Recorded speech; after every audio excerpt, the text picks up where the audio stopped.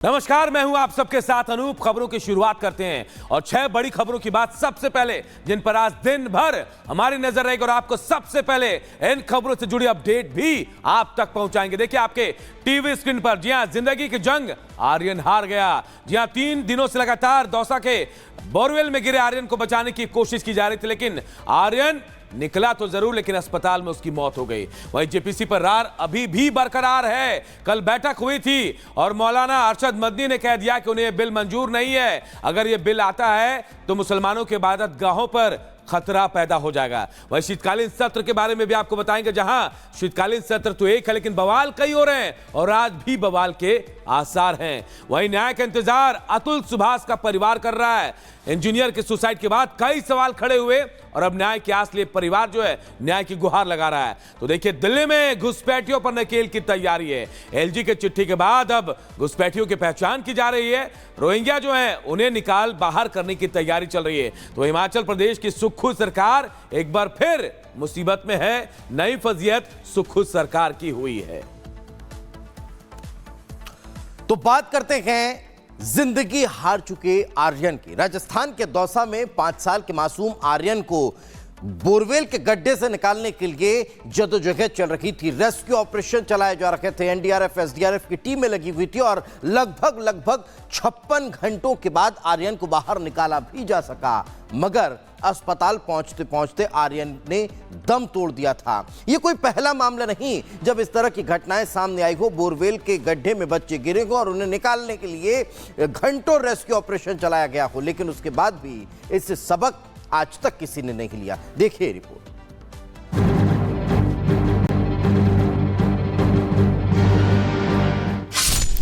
मौत से जंग हारा आर्यन।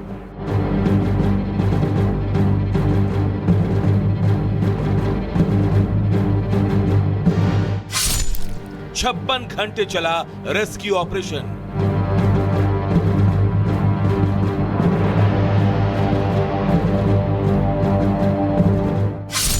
नहीं बच सकी आर्यन की जान।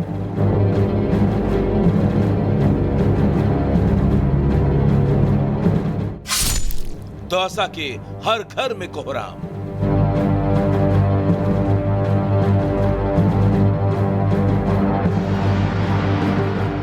राजस्थान के दौसा जिले में बोरवेल में गिरे 5 साल के आर्यन को करीब 56 घंटे बाद बेहद कड़ी मशक्कत के बाद बाहर निकाल लिया गया, लेकिन उसे बचाया नहीं जा सका। एनडीआरएफ की टीम ने पहली पाइलिंग मशीन खराब होने के बाद दूसरी मशीन से बोरवेल के पास गड्ढा खोदा। करीब 150 फीट गहरी खुदाई के बाद आखिरकार आर्यन को बोरवेल से निकालने में सफलता तो मिल गई और बिना समय गंवाए उसे एम्बुलेंस से अस्पताल ले जाया गया, लेकिन वहां डॉक्टरों ने उसे मृत घोषित कर दिया। हम किसी भी तरह का कोई लाइफ की कोई गुंजाइश हो और बची हो तो हम उसको आगे ट्रीटमेंट करके उसको रिकवर कर पाएं, लेकिन यहाँ ईसीजी करके देखी तो उसमें कोई लाइफ नहीं बची थी। हमने डिक्लेयर कर दिया डेड। ईसीजी करने के बाद 2 बार ईसीजी निकाल के देखी। आर्यन करीब 150 फीट गहरे बोरवेल में गिरा था। गहराई ज्यादा होने की वजह से उसके शरीर पर कई जगहों पर गंभीर चोटें आई थी।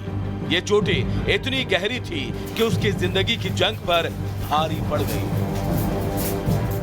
डेथ का एक्चुअल टाइम तो पीएम से ही सामने आ पाएगा, बाकी लग रहा है कि हाँ कुछ समय उसको हो चुका है। जो बॉडी पे ऐसी कोई विजिबल इंजरीज बहुत ज़्यादा नहीं थी, केवल जो स्क्रैच मार्क्स वगैरह थे जो आर्म्स के ऊपर थे उसके। हालांकि बच्चे को बचाने के प्रयास में कोई कसर नहीं छोड़ी गई थी। प्रशासन ने वो सब कुछ किया जो उसके हाथ में था। यही नहीं, स्थानीय अधिकारी से लेकर जिला अधिकारी सभी लोग मौके पर मौजूद रहे। 50 घंटे से अधिक का वक्त हो गया है और ऐसे में ये तीसरी रात थी, लेकिन उससे पहले 8 अटेम्प्ट लिए गए। एनडीआरएफ ने 8 अटेम्प्ट लिए और 7 अटेम्प्ट तक लगा कि नहीं बच्चे को किसी बड़े एक होल करके निकाला जाएगा, लेकिन एनडीआरएफ वहां पर लगी रही और पूरा प्रशासनिक अमला यहां पर लगा रहा। डीएम हो, एसडीएम हो, सभी लोग यहां पर बने हुए थे और कोई भी घर नहीं जा रहा था। सबसे बड़ी बात है कि लोग भूखे थे, प्यासे थे और सब लोग इस फिक्र में थे कि वो बच्चा जो है किसी भी तरह सकुशल बाहर निकल आए। आर्यन की मौत के बाद एक सवाल फिर से सामने खड़ा हो गया है। कि आखिर कब तक ऐसे ही मासूमों की जान जमीन पर बने अंधे गड्ढे लेते रहेंगे। सवाल ये भी है कि अगर प्रशासन लापरवाही बरत रहा है तो आखिर परिजनों की जिम्मेदारी कौन तय करेगा। एक सबक भी है, खासकर उन लोगों के लिए जो कि ऐसे होल्स को खोलकर छोड़ देते हैं, उसके ऊपर कपड़ा डाल देते हैं। तो आज जो घटना घटी है उससे कहीं ना कहीं ये जरूर है कि लोग भी संभलेंगे। एक बड़ी आबादी यहाँ रहती है और लगातार 3 दिन से ये चल रहा था। फिलहाल 9 दिसंबर से जारी आर्यन को बचाने की जंग 12 दिसंबर की रात को खत्म हो गई। आर्यन बोरवेल से निकला जरूर, लेकिन उसकी जान नहीं बच सकी।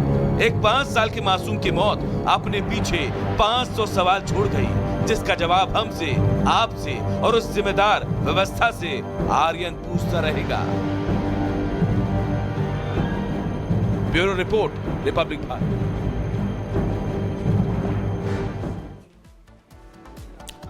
तो देखिए, आखिरकार 3 दिन से बोरवेल में फंसा आर्यन जिंदगी की जंग हार गया। लेकिन यह कोई पहला मौका नहीं है, इससे पहले भी दौसा में कई ऐसे मामले सामने आए हैं। देखिए, ग्राफिक्स के जरिए हम आपको बता रहे हैं, दौसा में 5 महीने में 4 बार ये बोरवेल हादसे हुए हैं। 28 अगस्त देखिए, मिट्टी ढहने से बोरवेल में एक किसान गिरा और उसकी मौत हो गई। इसके बाद देखिए 18 सितंबर, जी हां, 18 सितंबर को 2 साल की मासूम 600 फीट गहरे बोरवेल में गिर गई थी। इसके अलावा भी आपको बता देते हैं 25 अक्टूबर, वो तारीख जब बोरवेल में गिरने से एक और किसान की मौत हुई। सिर्फ दौसा की बात आपको बता रहे हैं। इसके अलावा 9 सितंबर, जी हां 9 दिसंबर, माफ कीजिएगा, 5 साल का आर्यन बोरवेल में गिरा और कल उसकी जान चली गई। तो देखिए, 5 महीने में 4 बड़े बड़े हादसे दौसा में ही हुए हैं। और चलिए अब बात करते हैं वक्फ पर मचे घमासान की। वक्फ को लेकर जेपीसी की बैठक हुई। इस बैठक में वैसे तो कई महत्वपूर्ण मुद्दों को लेकर चर्चा की गई, लेकिन इस बैठक में यह स्पष्ट नजर आया कि दारुल उलूम इस वक्फ बिल के सख्त खिलाफ है और किसी कीमत पर वो इसे जारी नहीं होने देना चाहता है। इसी से जुड़ी एक रिपोर्ट आपको दिखाते हैं।